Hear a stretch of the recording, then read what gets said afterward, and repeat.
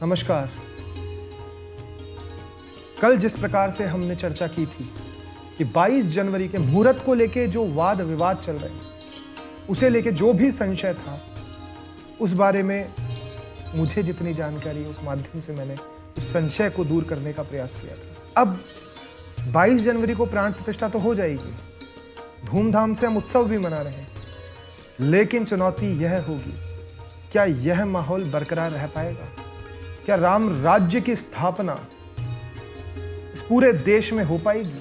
क्योंकि राजा सबको राम जैसा चाहिए, लेकिन क्या हम अयोध्या जैसी प्रजा बन पाएंगे?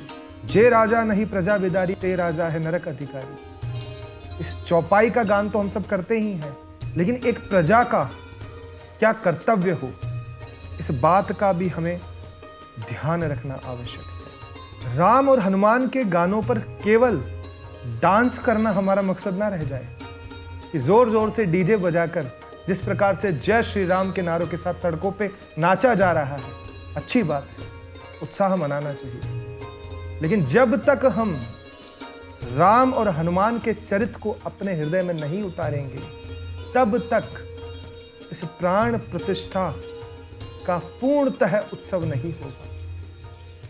ये हम कहेंगे ये पार्शियली उत्सव होगा कि ठीक है, एक दिन प्राण प्रतिष्ठा हुई, हमने जश्न मनाया और फिर हम शांत बैठ गए। केवल एक दिन का जश्न मना लेने से, केवल एक दिन हर्षोल्लास से डांस कर लेने से, केवल अपनी प्रोफाइल पिक्चर बदल लेने से, केवल अपने स्टेटस पे राम को लगा लेने से राम राज्य नहीं आएगा। अगर आप चाहते हैं कि राम राज्य आए,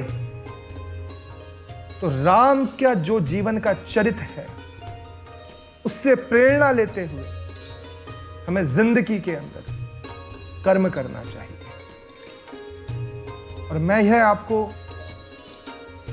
सुनिश्चित करता हूं कि शास्त्रोक्त रामायण से, मानस से, राम जी के चरित्र से, हनुमान जी के चरित्र से अनुसरण कर जो जीवन शैली आपकी होगी, वो निश्चित रूप से आपको आनंद भी देगी, आपको सेलिब्रेशन भी देगी, आपको सफलता भी देगी, आपको यश कीर्ति भी देगी।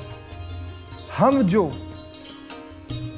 पढ़ाई करते हैं, एकेडमिक्स के अंदर जो हमारे कोर्सेज होते हैं, उसके अंदर केवल भौतिक ज्ञान होता है,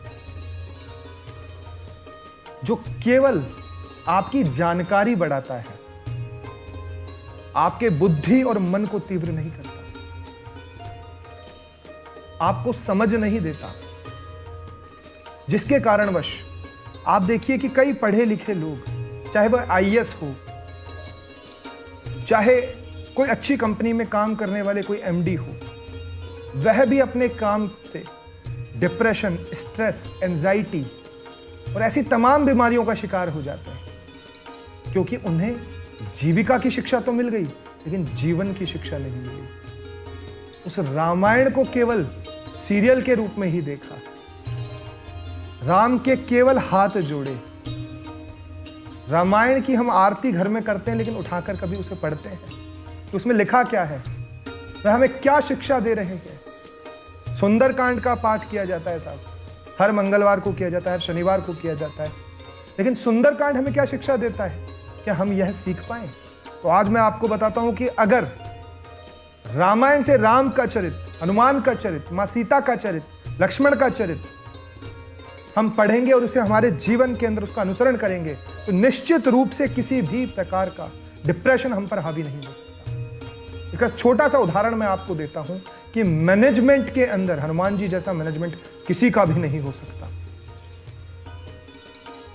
एमबीए करके आप मैनेजमेंट कॉलेजेस में जाते हैं, वहां पर हनुमान का पाठ पढ़ाया जाना चाहिए कि सूक्ष्म रूप धरी से यही दिखावा, विकट रूप धरी लंक जरावा। जब बुद्धि दिखानी थी तब वह सूक्ष्म हो गए, और जब बल दिखाना था तब वह विकट हो गए। और आज का व्यक्ति क्या करता है, अपने से कमजोर को भी बल ही दिखाता है, अपने से प्रेमी अपने परिवार को भी बल ही दिखाता है, अपनी बुद्धि का इस्तेमाल ही नहीं करता। तो जहां जरूरत हो वहां आप बुद्धि का इस्तेमाल करें, और जहां बल का आवश्यकता हो वहां आप बल का प्रयोग करें। हमारे जीवन के अंदर हम जरा सा कुछ कर लेते हैं तो अहंकार रूपी रावण हमारे जीवन में हावी हो जाता है। थोड़ा सा जीवन के अंदर कुछ अचीव हुआ, हम बात करने लगते हैं मैंने तो लाइफ में इतना कुछ कर लिया, मैंने लाइफ में इतना कुछ कर लिया।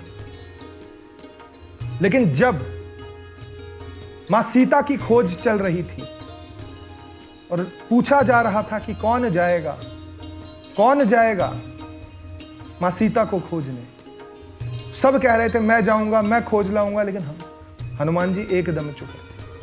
इतने बलशाली होने के बाद भी, वीर शिरोमणि होने के बाद भी, ज्ञानी नाम अग्रगण्यम होने के बाद भी कभी भी बड़ी बड़ी हाकी नहीं कि मैं जाऊंगा, मैं जाकर ले आऊंगा। उन्हें उनका बल याद दिलाया, विनम्रता ने उसे स्वीकार किया और वह लंका गए।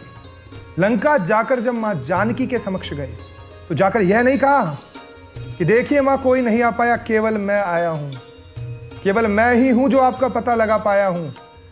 यह अहंकार उनके मन में बिल्कुल भी नहीं आया। और क्या परिचय उन्होंने मां सीता को दिया कि रामदूत मैं मातु जानकी, सत्य शपथ करुणा निधान की, कि मैं राम का दूत हूं और आप मेरी मां जानकी हो, और मैं सत्य शपथ खाता हूं करुणा निधान भगवान की।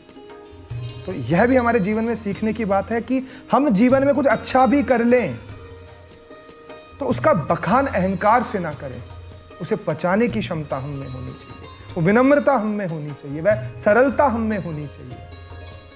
तो रामायण और रामचरितमानस के भगवान श्री राम के जीवन से जब यह शिक्षा हम हमारे जीवन में उतारेंगे तब राम राज्य बनेगा। प्राण प्रतिष्ठा की प्रतिष्ठा अपने हृदय में भी कीजिए, अपने हृदय में भी राम को बसा लीजिए, राम के चरित्र को बसा लीजिए।